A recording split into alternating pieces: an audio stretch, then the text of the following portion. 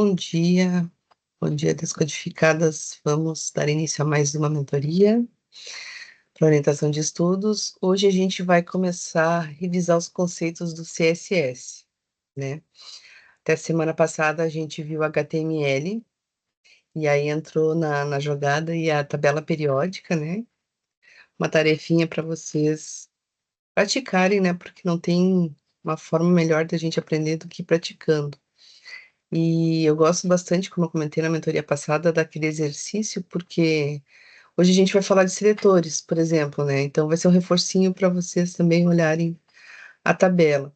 Na tabela vocês vão trabalhar com classes, né? Com IDs, vão ter noção de posicionamento ali, né? Dos elementos na tela, de dentro de cada item também da tabela, né?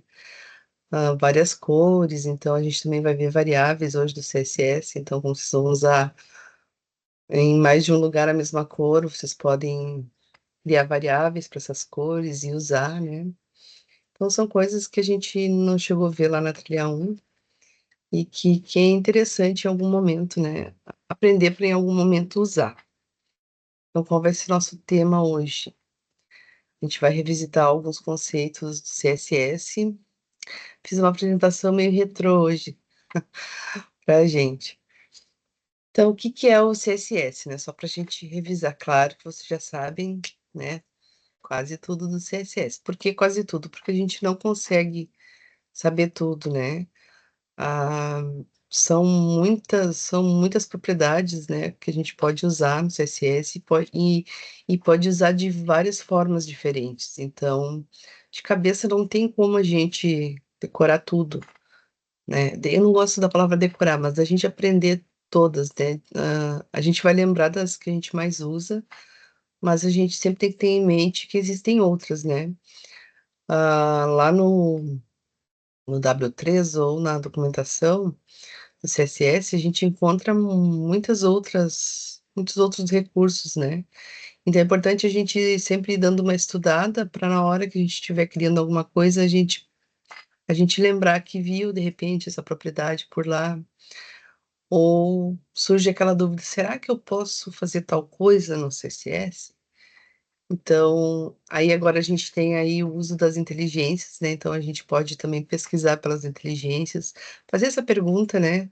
A gente pode fazer tal coisa lá no CSS? A gente pode posicionar um elemento de determinado jeito, né? No nosso site?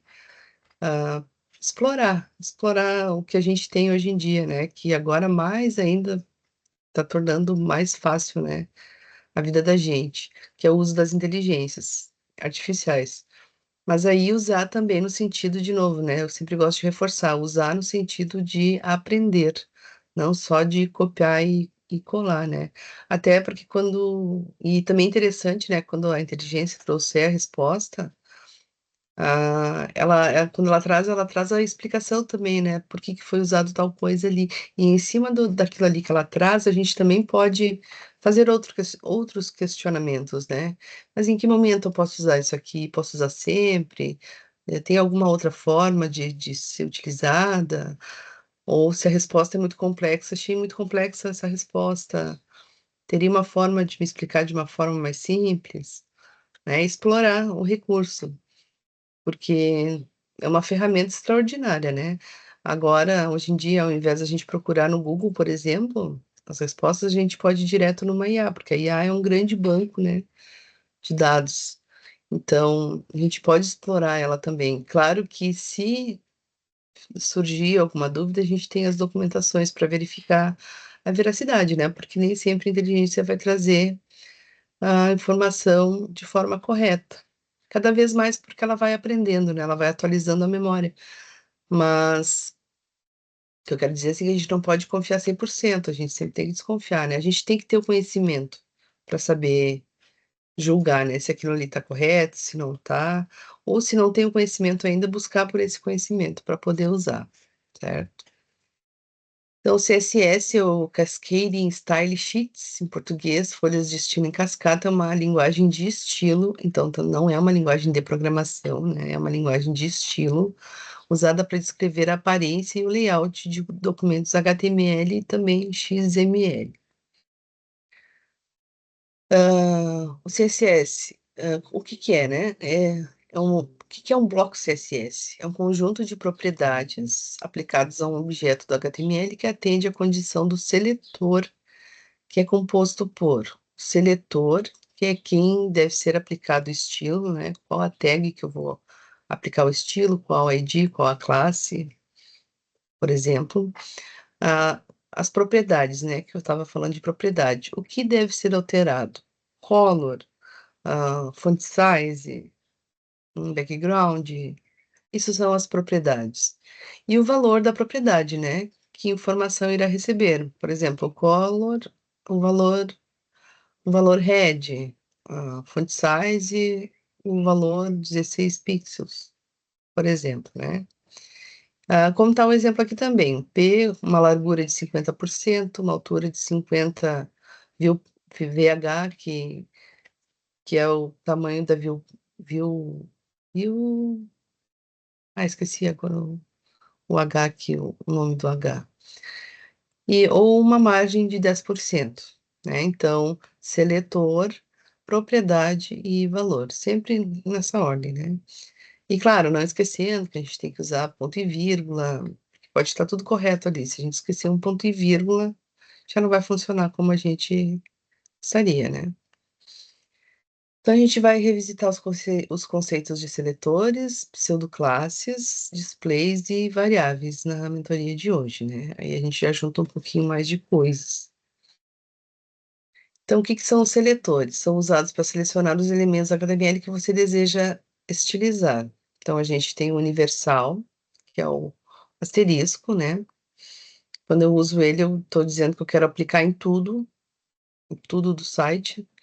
Então, por exemplo, eu estou aplicando em todo o meu site um Text Align Center e uma cor azul, por exemplo, né? E a regra CSS acima afetará todos os elementos HTML da página.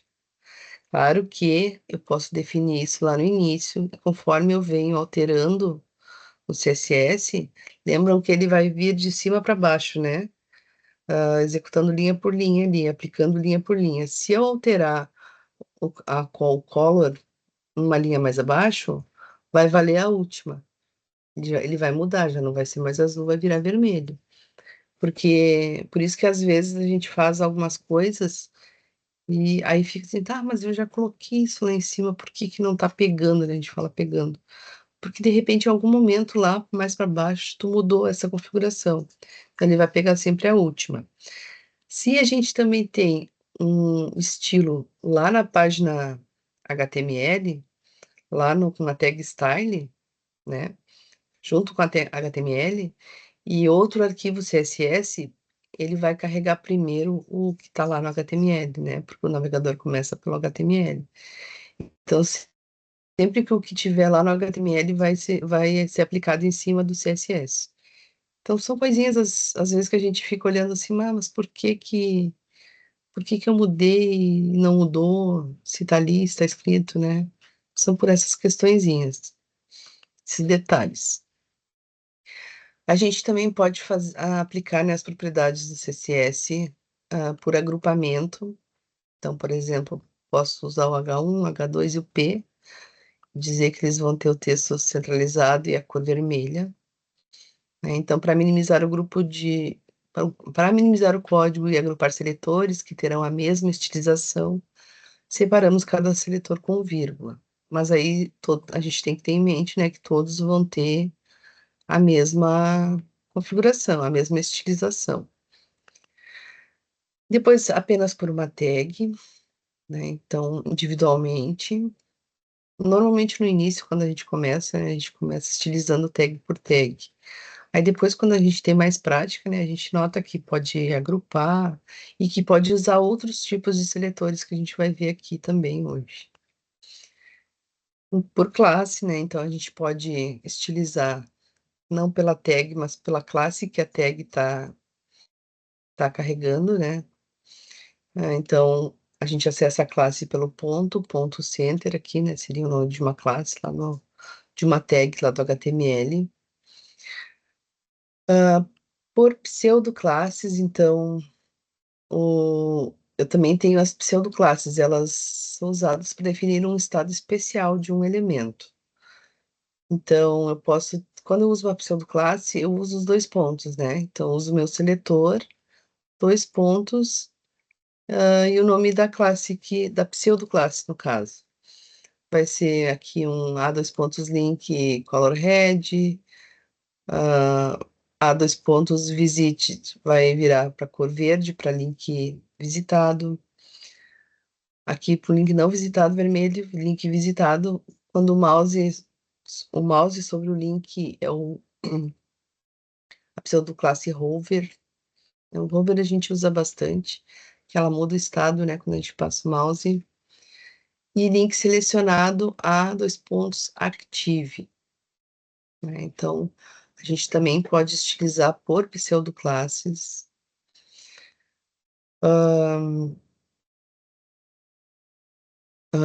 Continuando pelas pseudoclasses. A gente tem a pseudoclasse First Child. Não sei se vocês já ouviram falar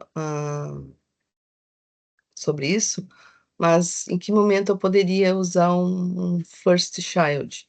Num menu, né? Eu posso ter os itens do menu ali, todos com a tag A, por exemplo, só que eu quero estilizar dentro daquele menu, quero mudar a margem só do primeiro item do menu.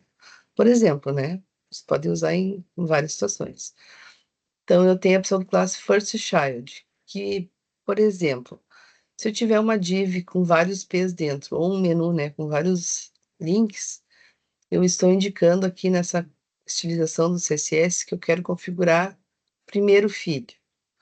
Lembram da hierarquia? Sempre uma tag que estiver dentro da outra, a mais externa é o pai. Então, eu quero estilizar o primeiro filho dizendo que a cor dele vai ser azul. Então, a pseudoclasse First Child corresponde a um elemento especificado, que é o primeiro filho de outro elemento. Então, só que, claro, né, a gente tem que especificar os caminhos. Ah, eu posso ter, nesses P's aqui também, ID, posso ter uma classe, né? Esse aqui seria uma estilização de forma geral. Então, se eu tiver mais P's, a gente tem que cuidar, porque como eu estou dizendo que é o P, né, vai afetar todos os P's que são primeiros filhos, né? Os detalhezinhos que a gente tem que analisar no CSS. Mas, né, em algum momento isso aqui pode ser útil.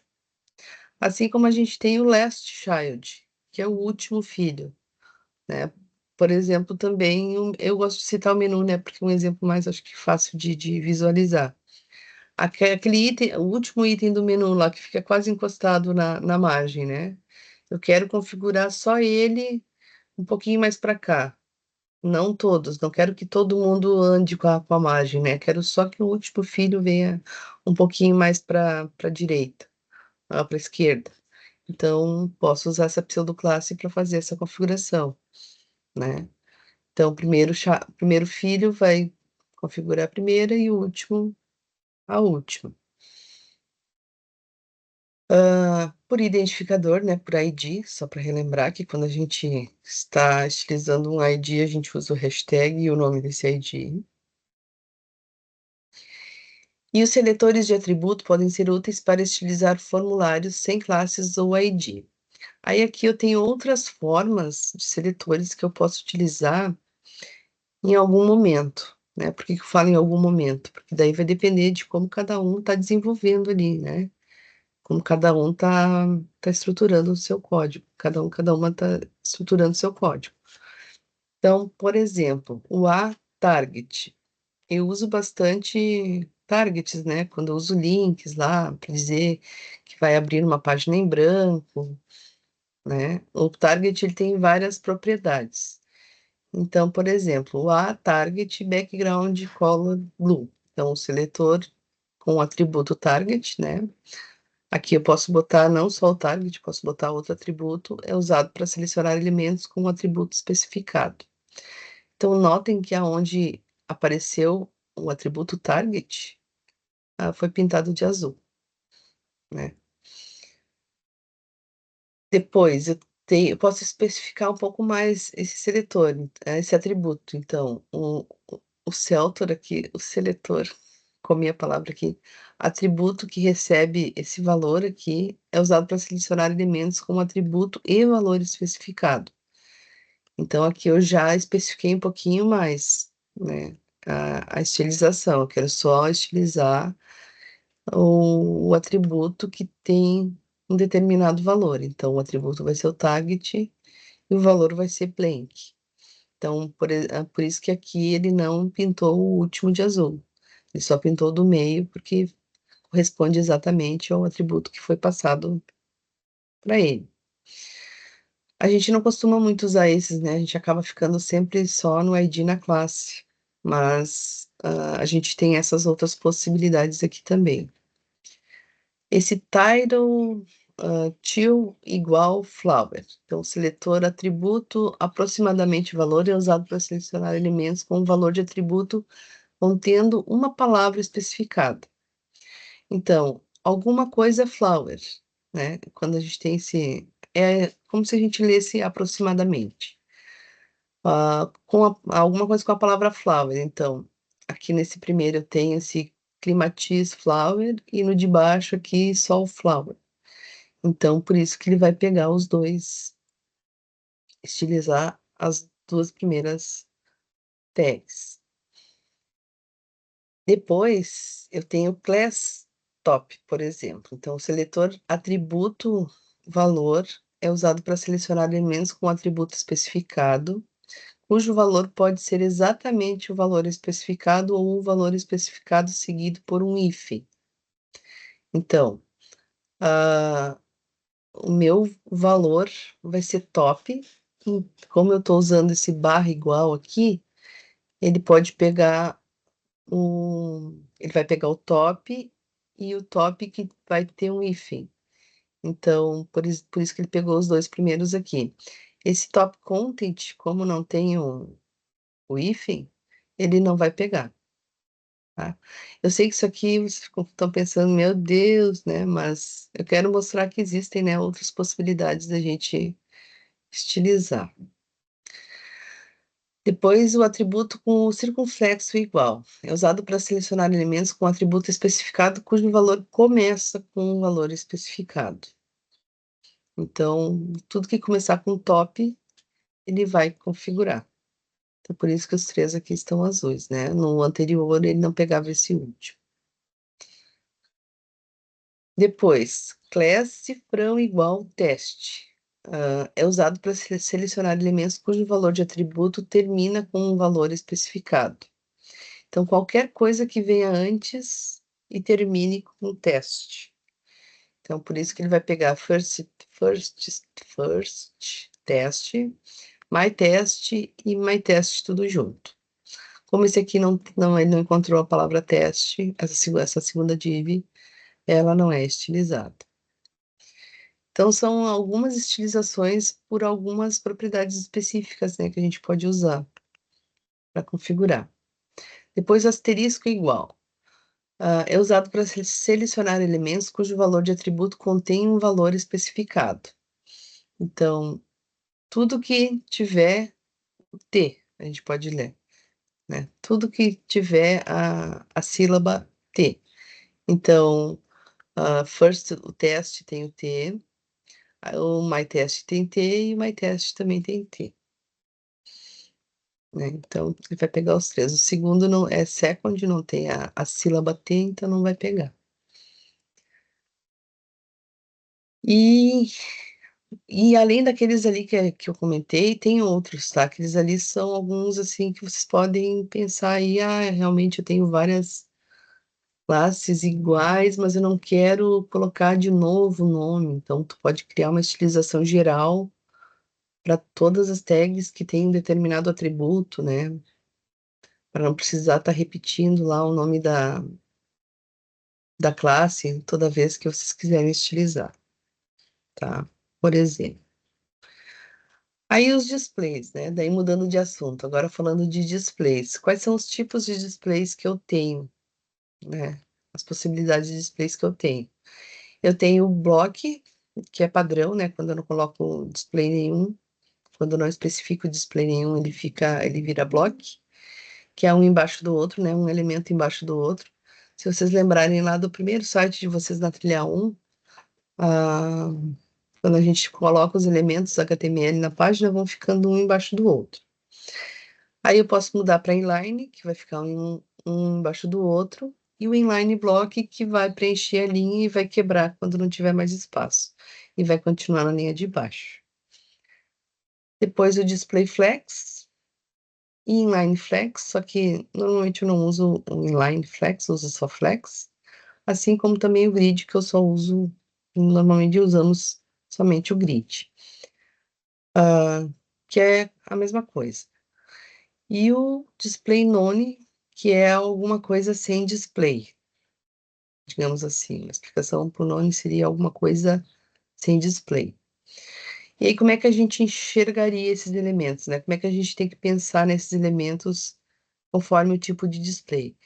Quando eu estou estilizando elementos, block, inline block, eu tenho que pensar que são elementos fora da caixa.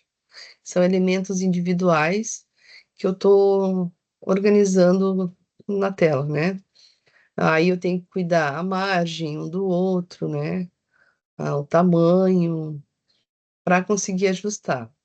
E quando eu falo em flex e grid, eu estou pensando dentro de uma caixa, né? Daí a gente já muda de pensamento. O flex e o grid, a gente cria um container, né? Que é a caixa maior. E aí, dentro daquela caixa ali, a gente faz a disposição dos elementos, com as suas propriedades particulares. Porque, por exemplo, se eu não definir que o display é flex ou grid, não adianta usar as propriedades do flex ou do grid, não vai pegar, né? Como a gente fala. A gente tem que definir o display. E por quê? E por quê? Porque eu tenho que dizer, né, que eu vou estilizar alguma coisa que está dentro de uma caixa ou dentro de um container, né? Normalmente a gente usa a palavra container para criar ali. E o bloco são elementos individuais, né? É como se é como se fossem dois containers, né? Daí eu tenho que disponibilizar, organizar os dois, e cada um vai ter coisas dentro. No bloco, ele não tem coisas dentro, né? Eles são elementos individuais no site. Entender bem essa parte, assim, conseguir visualizar o conceito de cada um, né? Como cada um se comporta, facilita muito na hora da gente tomar uma decisão e para começar a estilizar alguma coisa, né?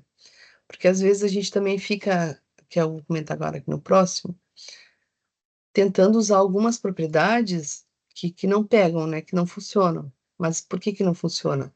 Por causa de alguns detalhezinhos dos displays.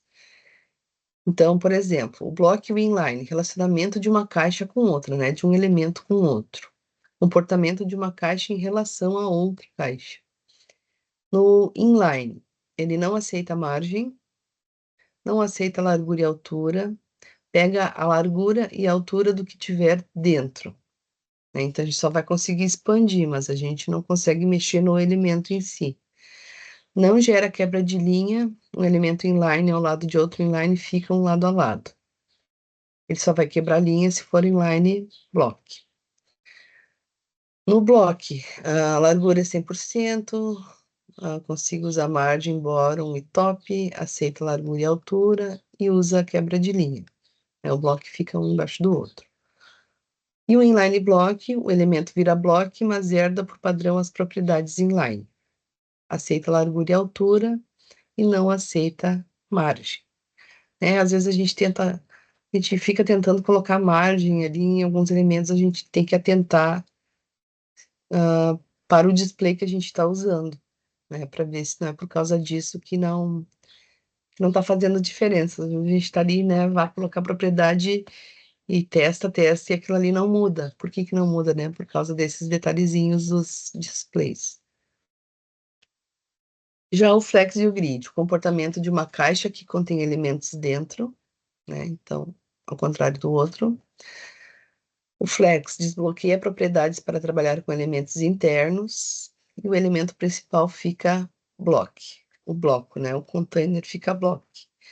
E desbloqueia propriedades que é como eu estava falando antes, né? No momento que eu digo que o display é flex, eu consigo usar o justify content, o gap, né? Os elementos específicos lá para o flex. O inline flex, elemento pai é inline os filhos flex, e o inline grid, o elemento pai inline, o conteúdo se comporta como grid.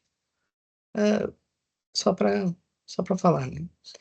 No grid, desbloqueia também, né, as propriedades do grid. Então, não adianta eu usar um grid column lá, né, uma propriedade do grid, se eu não falar que o display é grid. E o elemento principal também fica block, né? O container, né, que vai ter todas as coisas dentro, vai ser bloco, vai ser um bloco. Então, por isso que ele fica, o elemento principal fica block. O display none, o comportamento de uma caixa que contém elementos dentro. É um display, é como se fosse um display block. Só que quando eu digo que ele é none, display none, ele remove o elemento da tela. É ruim para acessibilidade, né? Porque como a gente não está vendo, a, a gente vai ter que descobrir que ele existe. Em que momento eu uso um display none? Ah, no JavaScript, por exemplo, quando eu só quero mostrar alguma coisa depois de receber algum dado, de clicar em algum lugar, né? Então, eu posso mudar esse display para mostrar ou não. Ou, de repente, eu estou fazendo um site e naquele momento eu não quero mostrar algumas coisas. Então, eu posso deixar também o display como nome, né? Para depois, num outro momento, mudar o display e aquele pedaço do site aparecer. Tá? Por exemplo. E, por último, as variáveis. Gurias, eu tô falando sem parar, né? Vocês já me conhecem que eu falo de montão aqui, então qualquer dúvida é só pergunta aí. As variáveis. A var com os parênteses é uma função que a gente usa no CSS e é usada para inserir o valor de uma variável CSS. As variáveis CSS têm acesso ao DOM, o que significa que você pode criar variáveis com escopo local ou global. Uma boa maneira de usar variáveis CSS é quando se trata das cores do seu design. Em vez de copiar e colar as mesmas cores repetidamente, você pode colocá-las em variáveis, né? Por isso que eu citei o exemplo da tabela que vocês estão fazendo agora. Vários elementos ali vão ser da mesma cor, então vocês podem tranquilamente usar variáveis, né? Para não precisar ficar reescrevendo todo momento aquela cor.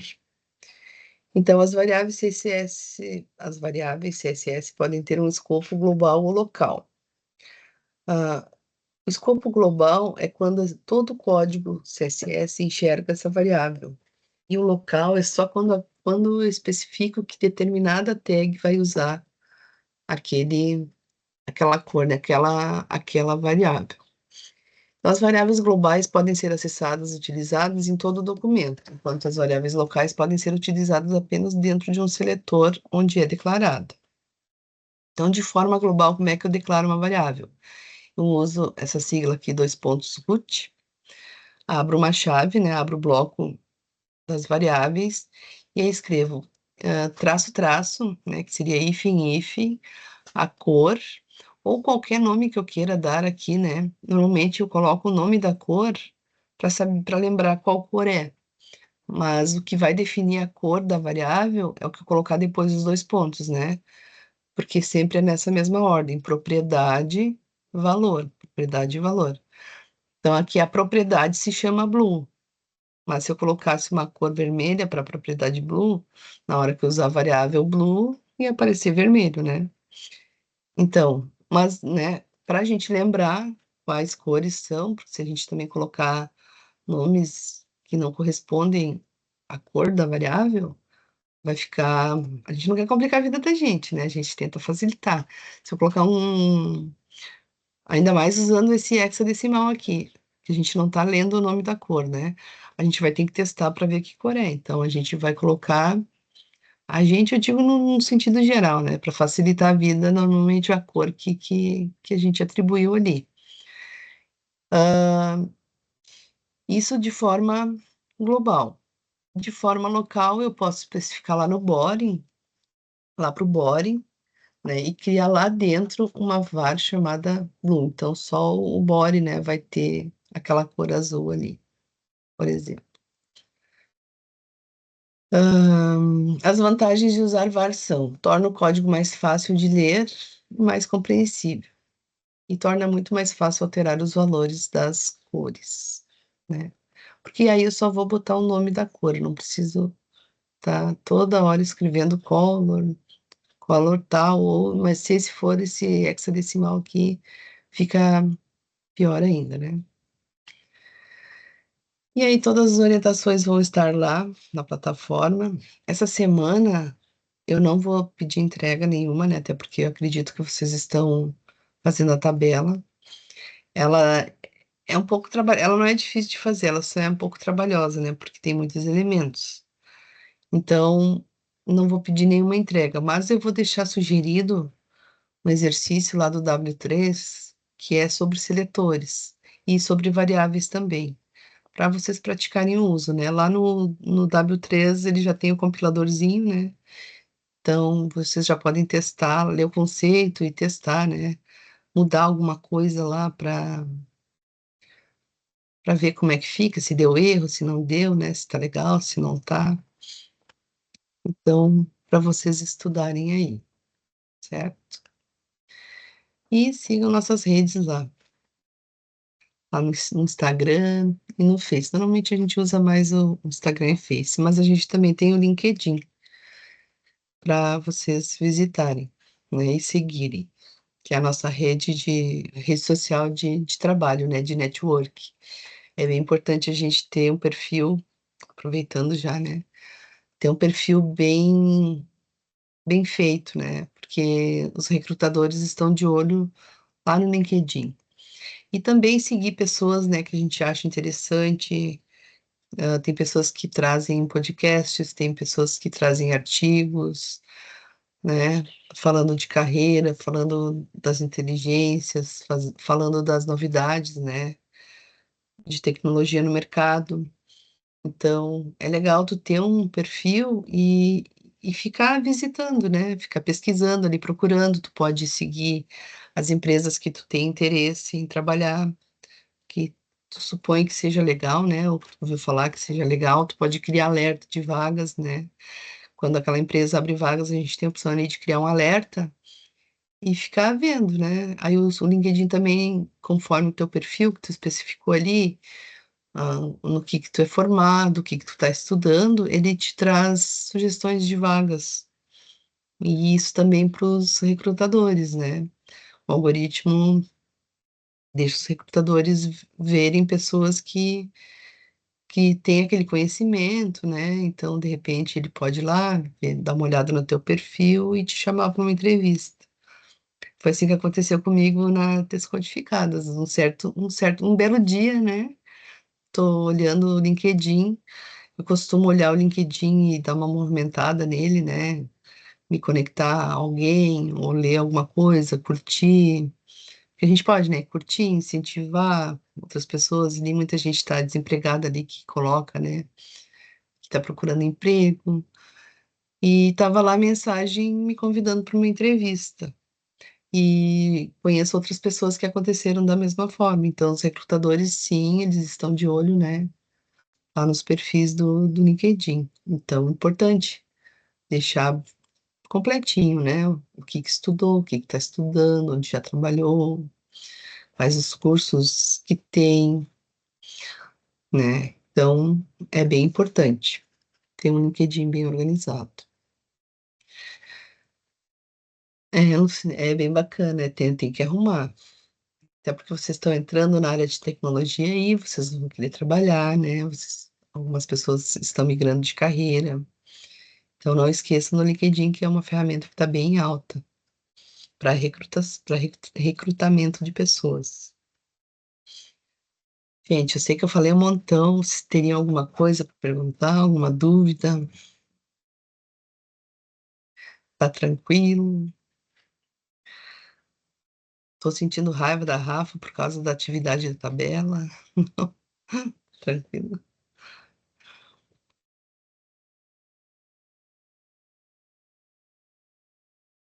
Quem quer comentar?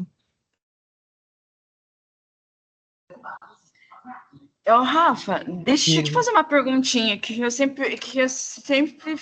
assim, eu sempre fiquei meio curiosa. Uhum. Qual que é a diferença entre o pixel e o RM? O RM, são medidas. O pixel é uma medida fixa. Tu especifica 20 pixels, ele vai ter sempre 20 pixels. O R não é REM, né? Você está falando que a gente tem o EM e o REM. O REM e o EM, eles se baseiam em tamanhos de tag, das tags pais. O REM é relativo ao pai e o EM é relativo à tag raiz, se eu não me engano, o HTML. Agora eu fiquei em dúvida, porque eu sempre troco as duas. Mas, assim, tu vai definir um tamanho para ela, só que se tu definir um outro tamanho diferente do que do padrão que o navegador cria para a tag pai dela, o tamanho dela vai ser sempre baseado no pai. Ela, como se ela não tivesse um tamanho próprio. Ela vai ser um tamanho relativo. Assim como a Ah, tá. porcentagem. A porcentagem também, né? E aí, quando eu Sim. uso o pixel, eu defino, vai ter tantos pixels, né? É uma medida fixa. Ah, tá, ok. Então, obrigado, Rafa. Né? A Elaine também enroladinha, mas vai se organizar. A gente ainda mais vai chegando no final do ano, né? A gente parece assim que as coisas vão acumulando e a gente está ali no meio tentando resolver as coisas. Ana tá digitando.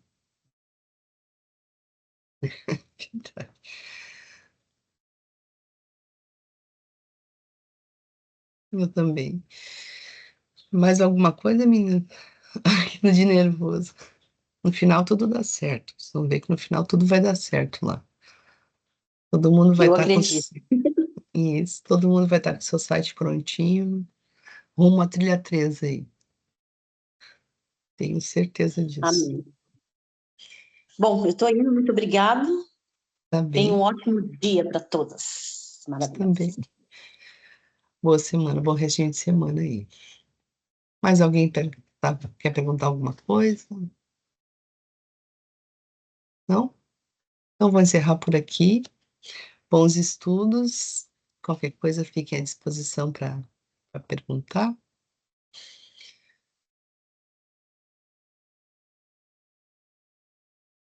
E é isso. Um beijo. Tchau, tchau. Beijo, professor. Tchau, tchau.